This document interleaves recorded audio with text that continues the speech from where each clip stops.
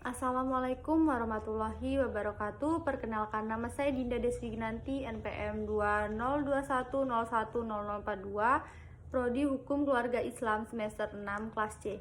Di sini saya akan menjelaskan salah satu materi dari mata kuliah Filsafat Hukum Islam, yaitu substansi hukum Islam. Yang pertama, makna hakikat sesuatu menurut filsafat. Definisi hakiki atau esensial adalah menyatakan hakikat sesuatu, yaitu suatu pengertian yang abstrak hanya mengandung unsur-unsur pokok yang diperlukan untuk memahami suatu golongan tertentu dan untuk membedakannya dari golongan-golongan lain, sehingga sifat-sifat golongan tersebut tidak termasuk dalam hakikat sesuatu itu. Dan definisi itu tersusun dari jenis yang terdekat atau genus proximum dan perbedaan spesifik atau differentia specifica. Yang pertama, jenis atau genus adalah setiap pengertian yang menyatakan hanya sebagian dari hakikat sesuatu atau belum menyatakan hakikat sesuatu itu seutuh-utuhnya. Yang kedua, spesifik atau differentia specifica adalah setiap pengertian yang membedakannya golongan atau spesies dari jenis-genusnya. Selanjutnya bagian B, pengertian filsafat hukum Islam atau FHI. FHI terdiri dari 3 kata, yaitu filsafat, hukum, dan Islam.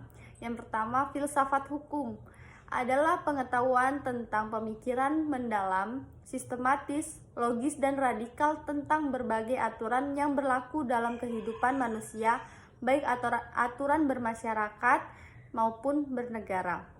Yang kedua, hukum adalah peraturan-peraturan tentang perbuatan dan tingkah laku manusia dalam lalu lintas hidup secara singkat berarti tetap. Dengan demikian, yang dimaksud dengan FHI adalah setiap kaidah, asas atau mabda, dan aturan-aturan pengendalian masyarakat pemeluk agama Islam. Selanjutnya bagian C, faktor yang menjadi ciri FHI. Yang pertama, wacana atau argumentasi. Kebenaran filosofis tidak memerlukan pembuktian-pembuktian atau tidak perlu didasari bukti kebenaran, baik melalui eksperimentasi maupun pencarian data lapangan. Kedua, segala hal atau sekalian alam. Artinya, semua materi pembicaraan filsafat adalah segala hal menyangkut keseluruhan yang bersifat universal. 3. Sistematis. Artinya, perbincangan mengenai segala sesuatu dilakukan secara teratur, mengikuti sistem yang berlaku sehingga tahap-tahapnya mudah diikuti. Yang keempat, radikal. Artinya sampai ke akar-akarnya atau sampai pada konsekuensi yang terakhir. Yang kelima atau yang terakhir, yaitu hakikat. Filsafat tidak hanya berbicara tentang wujud dan materi, sebagaimana ilmu pengetahuan, tetapi berbicara makna yang hakikat terdapat di belakangnya.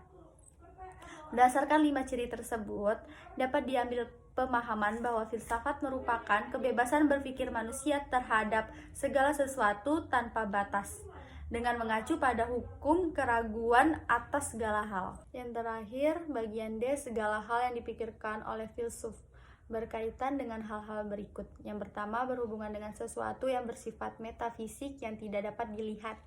Yang kedua, berhubungan dengan alam semesta yang fisikal dan terbentuk oleh hukum perubahan. Yang ketiga, segala sesuatu yang rasional dan irasional. Yang keempat, semua yang bersifat natural dan supranatural. Yang kelima, berhubungan dengan akal, rasa, pikiran, intuisi, dan persepsi. Yang keenam, sehubungan dengan hakikat yang terbatas dan tidak terbatas. Yang ketujuh, berhubungan dengan teori pengetahuan pada semua keberadaan pengetahuan manusia yang objektif maupun subjektif. Yang kedelapan, berhubungan dengan fungsi dan manfaat segala sesuatu yang didambakan manusia atau dihindarinya. Yang kesembilan atau yang terakhir, berhubungan dengan kebenaran spekulatif yang bersifat rasional tanpa batas sehingga berlaku pemahaman dialektis terhadap berbagai penemuan hasil penelitian manusia. Tesis yang menghasilkan antitesis dan terciptanya sintesis. Itulah sedikit penjelasan dari saya, kurang lebihnya saya mohon maaf. Saya akhiri, wabillahi taufiq wal hidayah. Wassalamualaikum warahmatullahi wabarakatuh.